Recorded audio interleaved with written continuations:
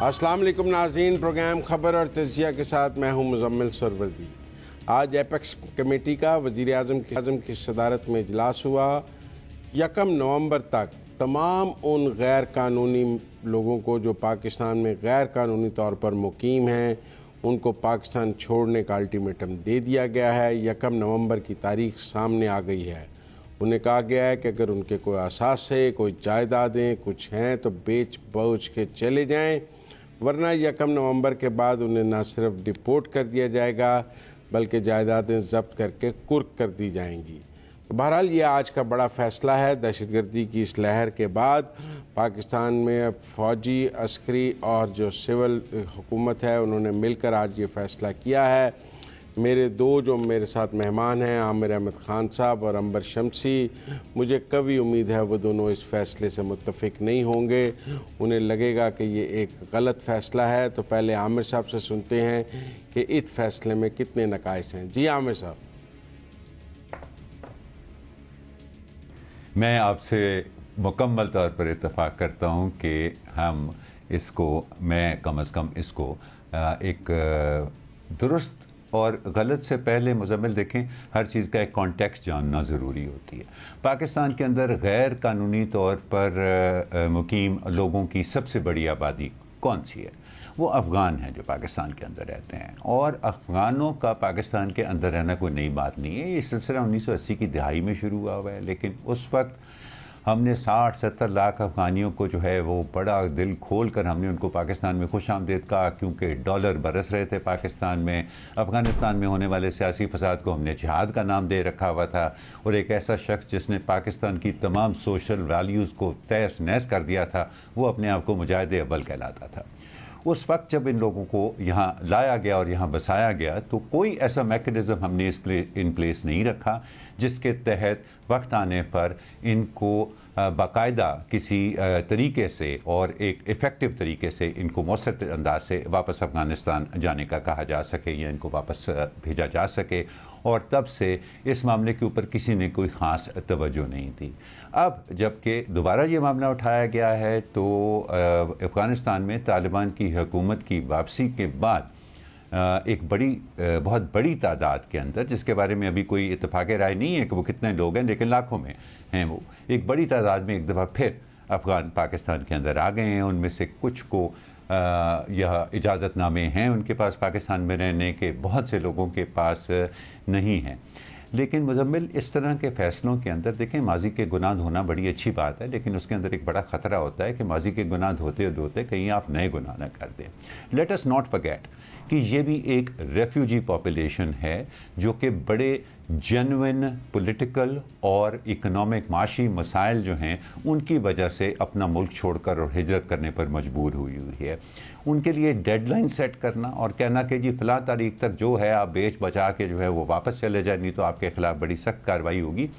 میں اگر اس کو ایک ہیومینیٹیرین بنیادوں کے اوپر دیکھتا ہوں تو مجھے یہ بات جو ہے وہ بالکل درست نہیں لگتی، باوجود اس کے کہ ہاں ہر ملک جو ہے، کوئی ملک نہیں چاہتا کہ اس میں آ کے بڑی تعداد کے اندر غیر قانونی طور پر دوسرے ممالک کے لوگ جو ہیں وہ رہنا شروع کر دیں۔ ہم ایسا نہیں کر سکتے، کہیں پہ بھی جانا ہوتا ہے تو باقاعدہ ایک طریقہ کار ہوتا ہے، لیکن یہاں we are dealing with a conflict situation.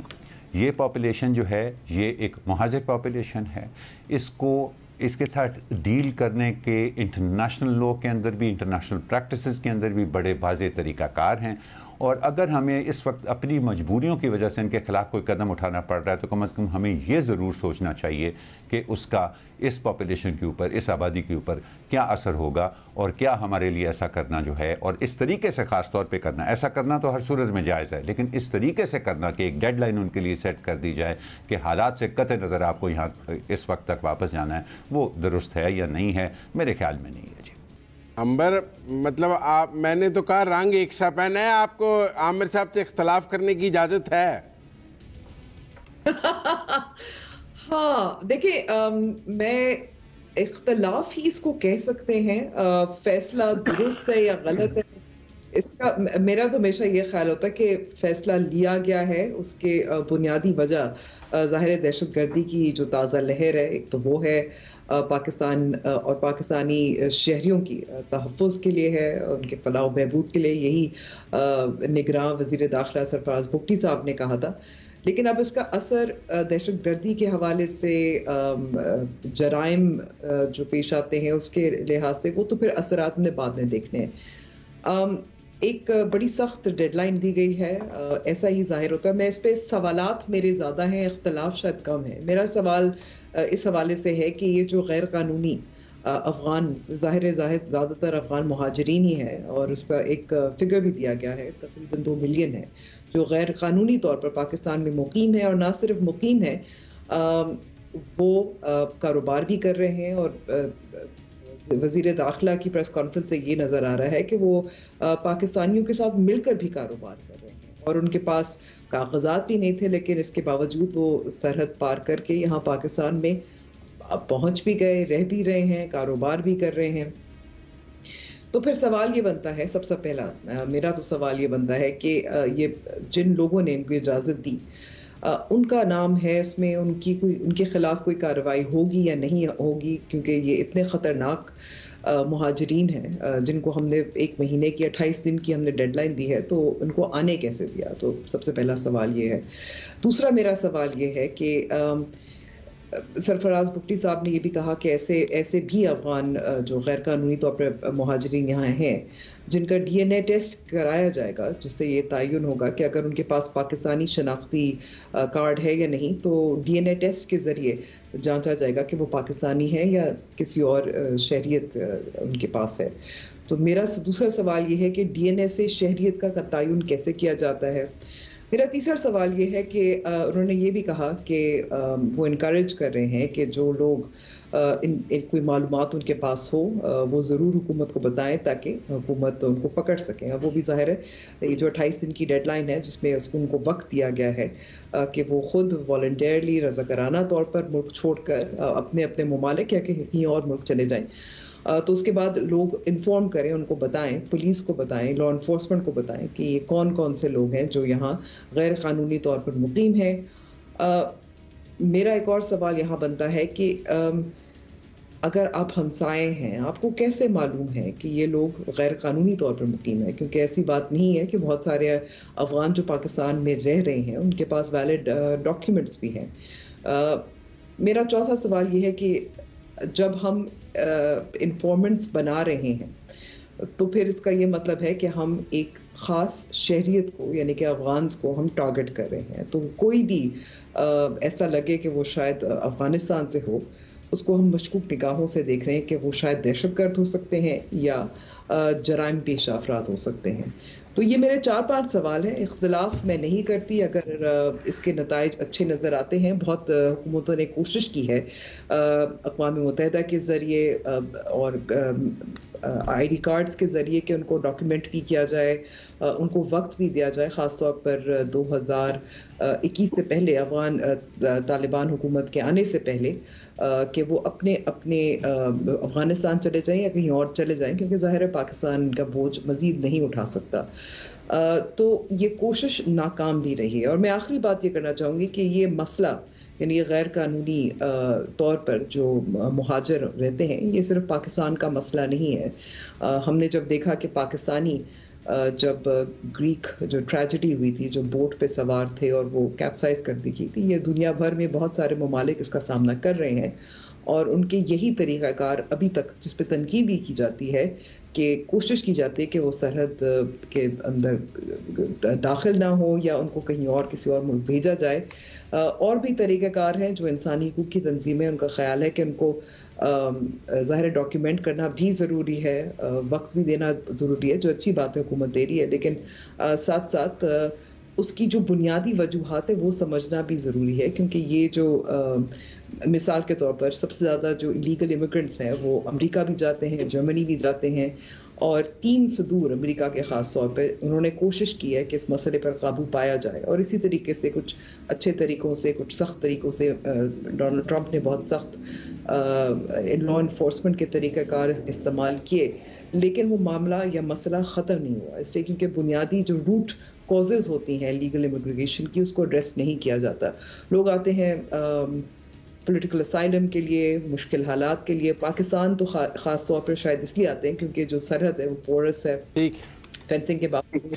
اور تو جو بنیادی جو روٹ کازز ہیں ان کو بھی ساتھ ساتھ ایڈریس کیا جائے تو بہتر ہوگا. اب یہ اختلاف ہے یا نہیں آپ بتا سکتے ہیں. نہیں آپ نے تو پورا جسٹیفائی کیا ہے ان کا پاکستان میں رہنا، اور آپ کی پوری گفتگو سے ایسے لگتا ہے کہ وہ ان کا پاکستان میں رہنا فلی جسٹیفائیڈ ہے.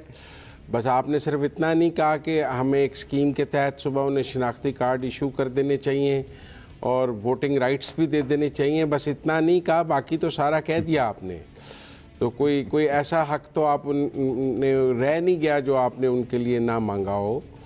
اور میں سمجھتا ہوں کہ ہر ملک کو اپنے معروضی حالات کے مطابق فیصلے کرنے ہیں، اور ہمارے نزدیک پاکستان میں جو اس وقت حالات ہیں اس کے تحت ہم مزید ان افغانوں کا بوجھ نہیں برداشت کر سکتے، اور at the cost of the Pakistani people ہم ان کو اب یہاں ریفیوج نہیں دے سکتے، کیونکہ ناؤ اٹس آن اس. اور دوسری بات یہ ہے کہ افغانستان کا روپیہ تو پاکستان سے بہت مستحکم ہے.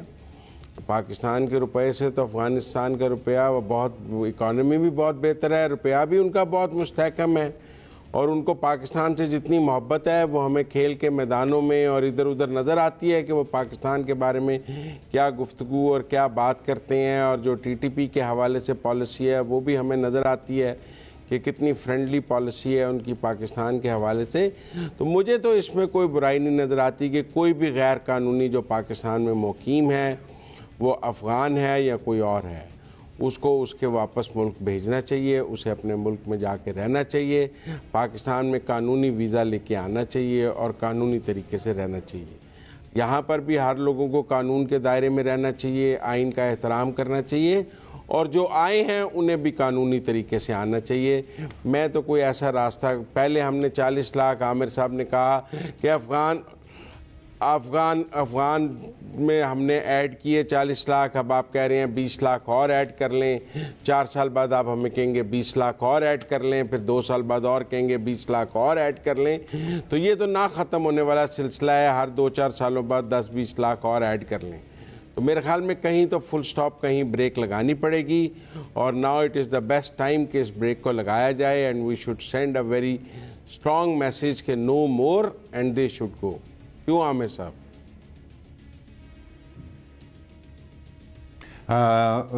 مزمل، جہاں تک اس فیصلے کا تعلق ہے کہ پاکستان میں غیر قانونی طور پر مقیم لوگوں کو واپس جانا چاہیے، اس فیصلے میں نے پہلے بھی کہا کوئی حرج نہیں ہے. اس کا طریقہ کار جو ہے اس کے اوپر مجھے اعتراض ہے، کیونکہ یہ پاپولیشن ان کے ایک مخصوص حالات کے اندر پاکستان آئی ہے، اور ان حالات کو مد نظر آپ کی دیکھیں جو بھی مسائل ہیں وہ اپنی جگہ پہ. اور آپ نے درست کہا کہ پاکستان کے اندر بنیادی طور پہ وہ پاکستان میں اب وہ مضبوطی ہے ہی نہیں، معاشی مضبوطی نہیں ہے، پاکستان کے پاس وہ وسائل نہیں ہے پاکستان کے پاس کہ وہ اتنی بڑی مہاجر پاپولیشن جو ہے اس کا زیادہ عرصے تک وہ خیال رکھ سکے.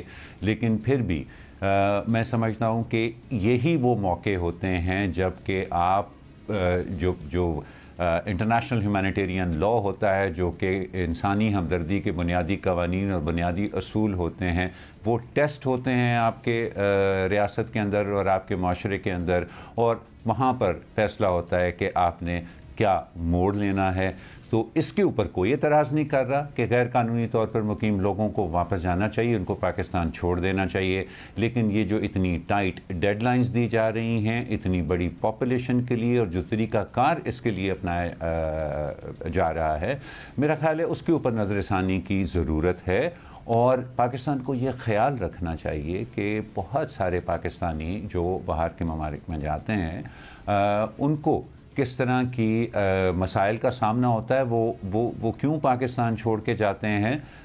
ان کی وجوہات بھی ان افغانوں سے بہت مختلف ہیں جو افغانستان چھوڑ کے پاکستان آتے ہیں. لیکن پھر بھی ہماری یہی کوشش ہوتی ہے کہ جس حد تک ہم ان کو سہارا دے سکیں ہم ان کو وہ دیں. تو افغان حکومت کا بھی یہ ذمہ داری ہے. پاکستان سے میں سمجھتا ہوں زیادہ بڑی ذمہ داری افغان حکومت کی ہے کہ وہ پاکستان میں بسنے والے، خاص طور پہ غیر قانونی طور پر مقیم افغانیوں کی مدد کو آئے اس وقت ان کا ہاتھ تھامیں، اس مشکل سے ڈیل کرنے کا ان کو طریقہ کار کوئی طے ہو, اس کو واضح کیا جائے تاکہ یہ پہلے سے جو انتہائی مجبور پاپولیشن ہے اس کے لیے مزید مشکلات نہ بنیں.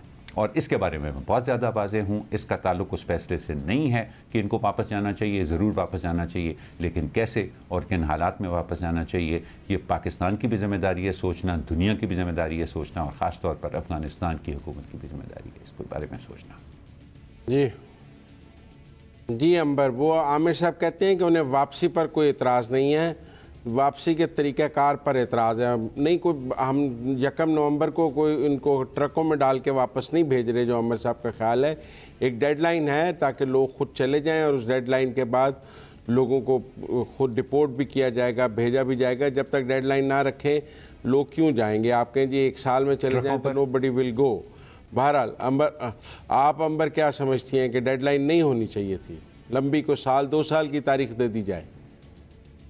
میرے خیال میں ایک حقیقت سے قریب ڈیڈ لائن ہونی چاہیے.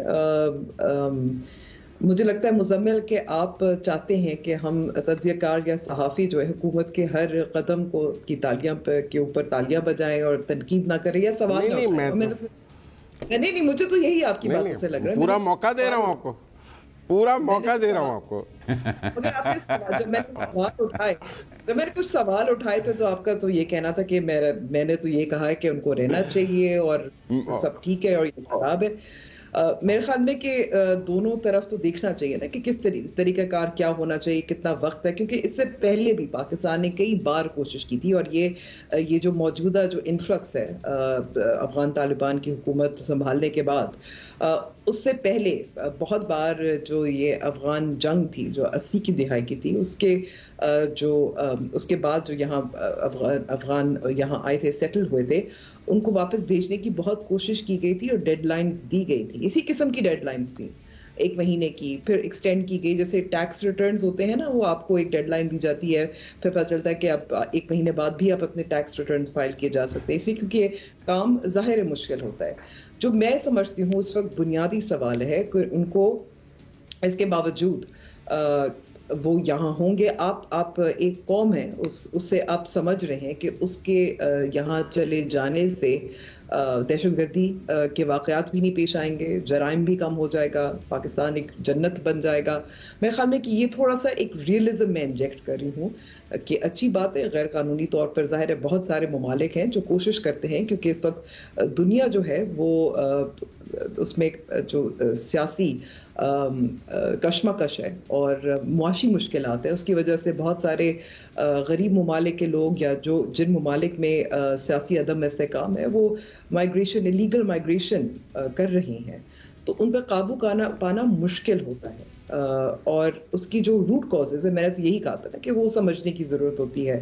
اور اگر آپ سمجھتے ہیں کہ اس سے 3 مہینے بعد جب جو لوگ جانا چاہتے ہیں رضاکارانہ طور پر وہ 1 مہینے بعد چلے جائیں گے, 28 دن کے بعد چلے جائیں گے, جو رک جائیں گے ان کو ہم زبردستی کر کے پکڑ کے ہم نکال لیں گے, اور اس کے بعد جرم بھی کم ہو جائے گا اور پھر دہشت گردی کے واقعات بھی نہیں ہوں گے, تو پھر اس کے بعد بات کریں گے. بس میرا تو یہی کہنا ہے. یقیناً اس کے بعد دہشت گردی ہو سکتی ہے, لیکن اگر میں قطع نظر دہشت گردی کے بھی میں پھر بھی سمجھتا ہوں کہ یہاں لوگوں کو قانونی طور پہ رہنا چاہیے, اور ہم کسی بھی کاز پہ غیر قانونی لوگوں کی رہنے کی کوئی جسٹیفائی نہیں کر سکتے. لیکن بہت لمبی ڈیبیٹ ہے, میرے امبر اور عامر صاحب کے درمیان اتفاق ہونا تقریباً ناممکن ہے. ان کے اپنے ویوز ہیں, میرے اپنے ویوز ہیں, تو بہترین ویو یہی ہے کہ بریک لے لیا جائے.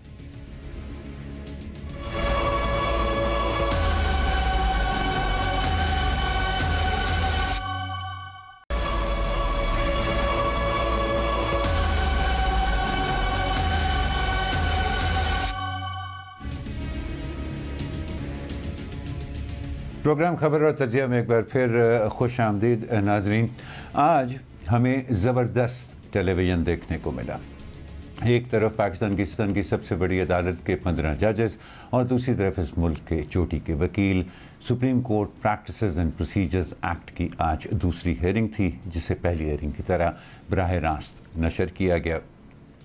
آج کی کارروائی کے اوپر تبصرہ تو میرے ساتھی انبر اور مزمل کریں گے. مجھے جو چیز بڑی اچھی لگی آج کے ہیئرنگز کے اندر، ہم نے وکالت کے معیار میں ایک ڈرامائی تبدیلی دیکھی.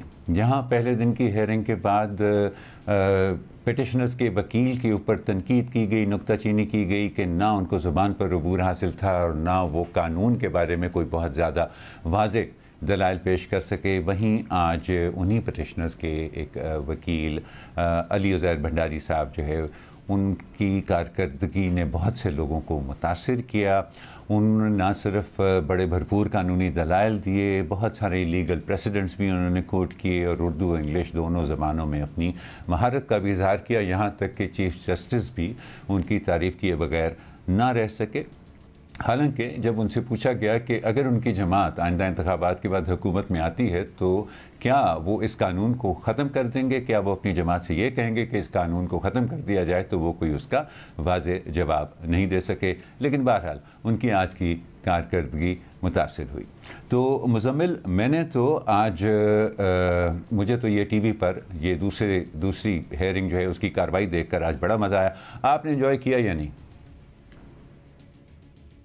نہیں، انجوائے بھی کیا اور انٹلیکچولی بہت ساؤنڈ مطلب ہمیں نظر آیا. اور میں تو پہلے دن سے کہہ رہا ہوں کہ 2019 سے اس ملک میں فل کورٹ نہیں بٹھایا جا رہا تھا اور یہ بتایا جا رہا تھا کہ جی بڑا مسئلہ ہے، سارے جج اکٹھے بٹھائے نہیں جا سکتے، یہ ایک دوسرے کا گریبان پھاڑ دیں گے. تو ہمیں سمجھ آئی کہ ان چیف جسٹسز کے سیاسی ایجنڈے تھے تو وہ فل کورٹ نہیں بناتے تھے. جب عدالت سیاسی ہو جاتی ہے تو پھر اس میں تقسیم ہو جاتی ہے، اور جب عدالت سیاسی نہ ہو تو سب اکٹھے بیٹھ کے آپس میں ایک ہی آئین کے اوپر مختلف رائے بھی دے رہے ہوں تو کسی کا کوئی پرسنل انٹرسٹ تو نہیں ہے، اپنا اپنا اوپینین ہے.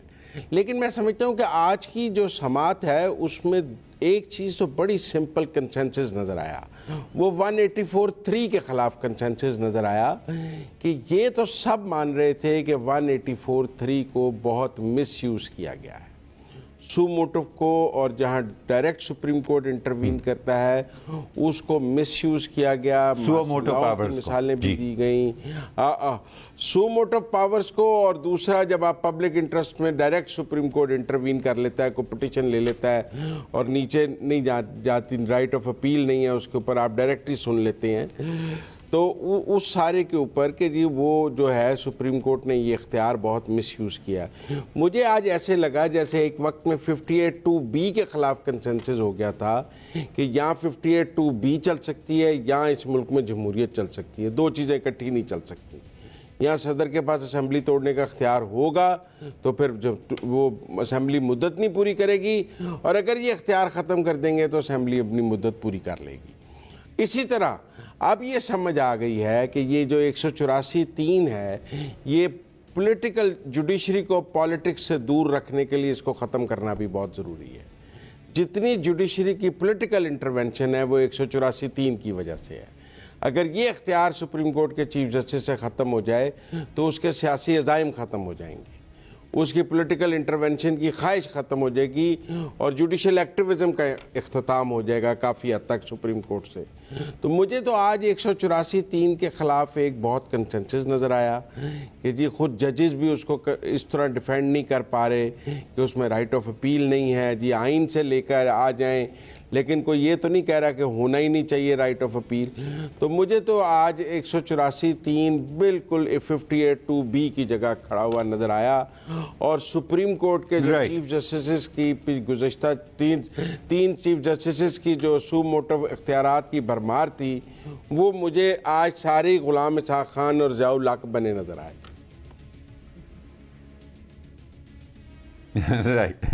رائٹ مزمل، بڑا انٹرسٹنگ نقطہ آپ نے اٹھایا.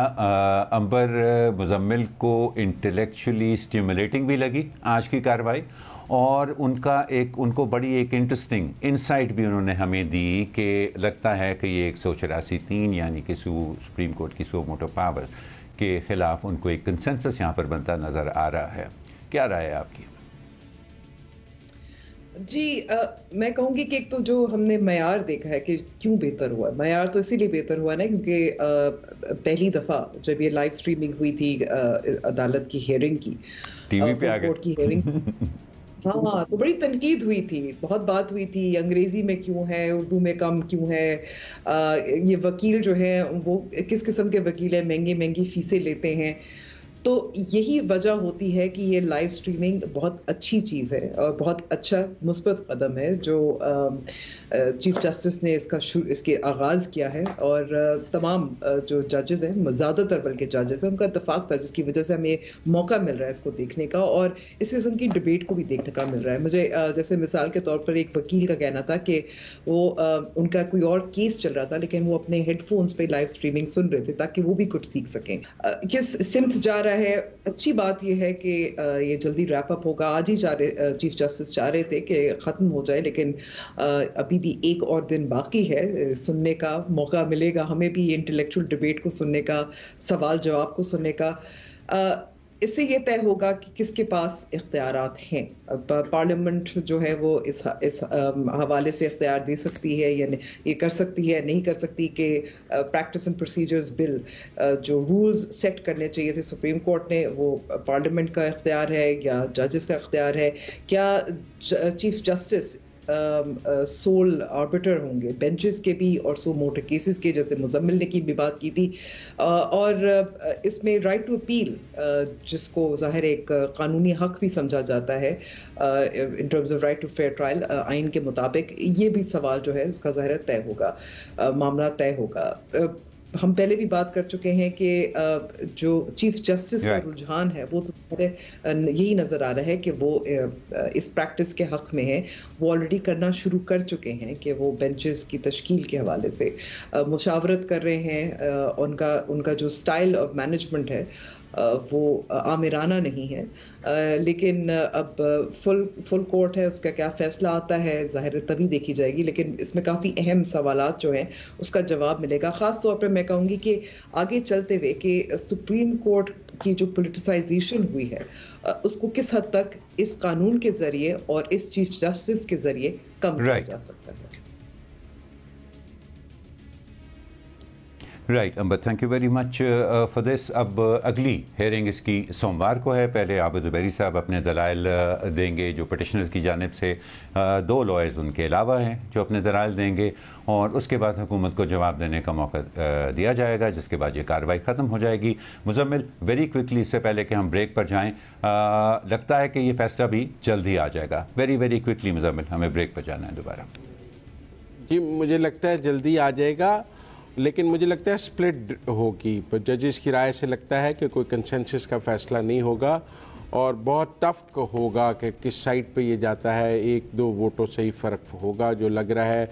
बड़ी ओपिनियन नज़र आ रहे हैं। लेकिन मैं एक बात और कहना चाहता हूँ यहाँ पे, कल क्योंकि अंबर कह रही थी कि लेवल प्लेइंग फील्ड होनी चाहिए और आपको अपने ओपोनेंट को मैदान से यूँ टेक्निकली नॉकआउट नहीं करना चाहिए, तो ये जो पिटीशन सुप्रीम कोर्ट में पीटीआई इस कानून के खिलाफ लेके गई हुई है, वो तो अपने पॉलिटिकल ओपोनेंट को टेक्निकल नॉकआउट बरकरार रखने के लिए लेके गई हुई है ना, कि वो कहीं उनका पॉलिटिकल ओपोनेंट कहीं मैदान में वापस ना आ जाए, टेक्निकली नॉकआउट रहे, उसी के लिए लेके गई हुई है ना। और क्या लेवल प्लेइंग फील्ड के लिए लेके गई हुई है। ठीक है मुजम्मिल, लेट्स एंड हियर। इसके दूर रस असर जी अंबर, इस जो भी फैसला आएगा उसके दूर रस असरात होंगे, क्योंकि पाकिस्तान की एक बड़ी सियासी जमात का मुस्तकबिल जो है वो भी इस फैसले से किसी न किसी हद तक डायरेक्टली और इनडायरेक्टली जुड़ा हुआ है। पूरी कौम को इस फैसले का इंतज़ार रहेगा। यहाँ वक्त हुआ एक और ब्रेक का। ब्रेक के बाद फिर बात हाजिर।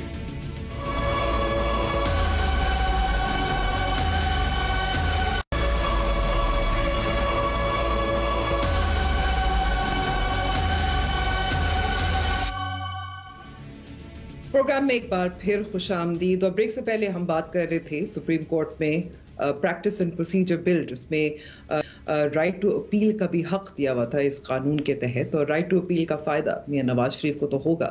तो आज पाकिस्तान मुस्लिम लीग नवाज के रहनुमा राना सनाउल्लाह साहब ने उस हवाले से अगर हम बात करें उनकी वापसी और राइट टू अपील, जो एक तासुर है उसको रद्द करने की कोशिश की कि मियां नवाज शरीफ डील के तहत वापस आ रहे हैं मुल्क, پاکستان. ساتھ ساتھ انہوں نے یہ بھی کہا, بتایا ہمیں کہ وہ حفاظتی بیل لے کر آئیں گے اور وہ he would surrender before the court. تو مزمل, سب سے پہلے تو میں آپ سے پوچھنا چاہوں گی کہ آپ رانا ثناء اللہ صاحب, ایسا لگ رہا ہے کہ یہ جو تاثر ہے اس کو رد کرنے کی کوشش تو کر رہے تھے, لیکن ڈو بلیو ہم, آپ کو یقین ہے کہ میاں نواز شریف ڈیل کے بغیر آ رہے ہیں واپس؟ دراصل ڈیل تو نہیں ہے, حالات سازگار ہیں. آپ کہہ سکتے ہیں کہ سیاسی طور پر سیاسی بساط اس وقت ان کی فیور میں ہے. ان کا پولیٹیکل اوپوننٹ اپنی غلطیوں سے یا جیسے بھی ایک بہت مشکل صورتحال میں ہے, جس کی وجہ سے انہیں ایک ایج حاصل ہے, پولیٹیکل ایج حاصل ہے. یہ وقت ان کے لیے بہترین ہے آنے کے لیے, جب ان کا پولیٹیکل اوپوننٹ ایک قسم کا مشکل میں ہے, جیل میں ہے, اس کی پارٹی ٹوٹ چکی ہے, مقابلے پہ کوئی ایسی سیاسی جماعت ان کو نظر نہیں آ رہی ہے کہ وہ الیکشن میں ان کے مخالف کیمپین چلا سکے گی. تو انہیں ایک بہت ہی فرٹائل پولیٹیکل گراؤنڈ اپنے لیے نظر آ رہی ہوگی, جس کو دیکھ کر وہ آ رہے ہوں گے. ان کی بیل اب بھی ایک ایشو ہے, ان کی سزا ختم نہیں ہوئی ہے, ان کو کوئی صدر مملکت نے معافی نہیں دی ہے, ان کی سزا ختم نہیں, ان کو بیل لینی ہے. ہو سکتا ہے ان کی بیل ریجیکٹ ہو جائے, انہیں جیل جانا پڑے. کوسچن آف لا ہے کہ 4 سال بعد آ کر کیا حفاظتی ضمانت کنفرم ہوگی یا نہیں ہوگی. بہت سارے قانونی ماہرین کی رائے ہے کہ حفاظتی ضمانت مل تو جائے گی, لیکن جب وہ کورٹ میں سرنڈر کرنے کے لیے پہنچیں گے تو شاید وہ کنفرم نہ ہو سکے. تو اس لیے میرے خیال میں کہ میں کوئی ڈیل کی بات تو نہیں سمجھتا. ان کے پولیٹیکل اوپوننٹ نے مطلب اپنی سیاسی غلطیوں سے ان کو ایک بہتر سیاسی پوزیشن میں لا کے کھڑا کر دیا ہے, جس کا وہ فائدہ اٹھانا چاہتے ہیں. اور یہ بہتر سیاسی پوزیشن میں وہ 9 مئی کی وجہ سے آئے, وہ پنجاب کی حکومت اور کے پی کی حکومت ٹوٹنے کی وجہ سے آئے, قومی اسمبلی کے استعفے دینے کی وجہ سے آئے. اور یہ سب کام جو ان کو فائدہ ہوا ہے, اگر تو اسٹیبلشمنٹ نے کیے ہیں تو ضرور آپ ڈیل کہہ لیں کہ نواز شریف کے لیے راہ ہموار کی گئی ہے. اور اگر پولیٹیکل اوپوننٹ کی اپنی حماقتیں ہیں جس کا ان کو فائدہ ہو رہا ہے, کیونکہ کوئی جوڈیشل ایکٹیویزم تو نہیں ہوا, کوئی انٹرونشن تو کانسٹیٹیوشنل نہیں ہوئی. ہو گیا کہ ڈیل تو نہیں لگ رہی, لیکن ان کے لیے ظاہر فرٹائل گراؤنڈ ہے, موقع دیا گیا, وہ مخالف نے موقع دیا تھا. تو عامر صاحب, آپ مزمل سے اتفاق کرتے ہیں, کیونکہ 2018 اور اب 2023 کا موازنہ کیا جائے, اس وقت ہزارے حالات تو بہت ہی فرق تھے. میاں نواز شریف جیل جانے کے لیے آئے تھے, ان کی پارٹی کے لوگ جیل میں تھے, ان کا استقبال بھی نہیں کیا گیا تھا. ظاہر ہے اس وقت تو کوئی بھی نہیں کہہ سکتا تھا کہ ڈیل کے تحت واپس آ رہے ہیں, لیکن کیونکہ اس وقت حالات بدل گئے ہیں, اس کے باوجود کہ ان کے جو قانونی معاملات ہیں وہ اس وقت سیٹل نہیں ہوئے, تو یہ تاثر درست ہے کہ ڈیل کے تحت آ رہے ہیں, یا مزمل جو بات کر رہے ہیں وہ صحیح ہے کہ مخالف نے غلطی کی؟ امبر, تھوڑا سا اس کو میں کنٹیکچولائز کرنا چاہوں گا کہ دیکھیں, یہ جو ڈیل پاکستان کے اندر, ڈیل کا لفظ جو ہے نا یہ گالی بن گیا ہوا ہے پاکستان کے اندر. حالانکہ ڈیل یعنی کہ سمجھوتا یہ سیاسی عمل کا ایک حصہ ہوتا ہے. پاکستان میں اس کو اس لیے ایک گالی تصور کیا جاتا ہے کہ مہذب ملکوں کے اندر اگر آپ ان کی سیاست کو دیکھیں تو وہاں ڈیلیں, کسی قسم کے سمجھوتے سیاسی جماعتوں کے بیچ میں ہوتے ہیں. یہ نہیں ہے کہ وہاں پہ ہوتے نہیں ہیں, وہاں پہ بھی بڑے جو بیٹر اینیمیز ہوتے ہیں سیاست کے اندر, ان کے بیچ میں وقتاً فوقتاً سیاسی سمجھوتے ہوتے رہتے ہیں. پاکستان کا معاملہ فرق ہے, کیونکہ یہاں ہمیشہ ڈیل جو ہے وہ سیاسی جماعتوں اور اسٹیبلشمنٹ کے بیچ میں ہوتی ہے, کیونکہ پہلے اسٹیبلشمنٹ تمام ریاستی ادارے, چاہے اس میں فوج ہے, اس میں عدلیہ ہے, اس میں انتظامیہ ہے, وہ مل کے ایک مخصوص سیاسی جماعت کے خلاف ایک ایسا ماحول بنا دیتے ہیں کہ ان کے بندوں کو ڈیل کر کے باہر جانا پڑتا ہے, اور پھر جب انہی ریاستی اداروں کو ان کی ضرورت پڑتی ہے تو پھر وہ ایسا ماحول بنانے میں مصروف ہو جاتے ہیں کہ وہ ان کو واپس لا سکے تاکہ وہ آ کے ان اداروں کی مدد کر سکے. سو ڈیل کا جو ہے نیچر پاکستان کے اندر فرق ہے, لیکن اس کا مطلب یہ نہیں ہے کہ وہ ہوتی نہیں ہے باقی کے ملکوں کے اندر. وہاں باقی کی دنیا میں بھی ہوتی ہیں, پاکستان کے اندر بھی ہوتی ہیں, یہاں پہ ان کا نیچر تھوڑا سا ڈفرینٹ ہے. سو آپ کا کہنا ہے کہ اگر ڈیل بھی کی ہے میاں نواز شریف نے تو اس میں کوئی حرج نہیں, کیونکہ سیاسی جماعتیں کرتی ہیں. وہ دیکھیں جی یہ ہمارے ملک کی سیاست کا حصہ ہے. ایک بات میں نواز شریف کے بارے میں کہوں گا کہ جب وہ مشرف کے ساتھ ڈیل کر کر باہر گئے تھے, ایک لمبے عرصے کی ڈیل کر کے بعد گئے تھے جس کے اوپر وہ پورے نہیں اترے, انہوں نے وقت سے پہلے وہ واپس آ گئے. اس سے انہوں نے یہ سبق ضرور سیکھا ہے کہ بالکل ایک سیلف سرونگ ڈیل اگر کریں گے تو ان کو سیاسی طور پر اس کا نقصان اٹھانا پڑے گا. میرا خیال ہے وہ سبق کبھی بھی ان کو یاد ہوگا. میں نہیں سمجھتا ہوں کہ یہ بالکل ایک بلیک اینڈ وائٹ کے اندر کلیئر قسم کی ڈیل ہوگی ہے. تو یہ جو مزمل کہہ رہے ہیں نا کہ حالات ایسے بنا دیے گئے ہیں, جس کے اندر ظاہر ہے کہ ہمارے ریاستی اداروں کا بھی ہاتھ ہے, حالات ایسے بنا گئے ہیں تو ان کو اپنی واپسی جو ہے وہ پہلے کے مقابلے میں زیادہ ممکن لگ رہی ہے. ٹھیک ہے عامر صاحب, آپ کا تو موقف یہی ہے, بلیک اینڈ وائٹ نہیں ہے, ہو سکتا ہے کچھ نہ کچھ ڈیل ضرور ہو لیکن اپنا فائدہ دیکھ رہے ہیں میاں نواز شریف. مزمل کا خیال ہے کہ ڈیل نہیں ہوئی, حالات سازگار ہے, مخالفین کی غلطی ہے. پروگرام کا وقت یہاں ختم ہوا ہے, ہمیں اجازت دیجیے, خدا حافظ.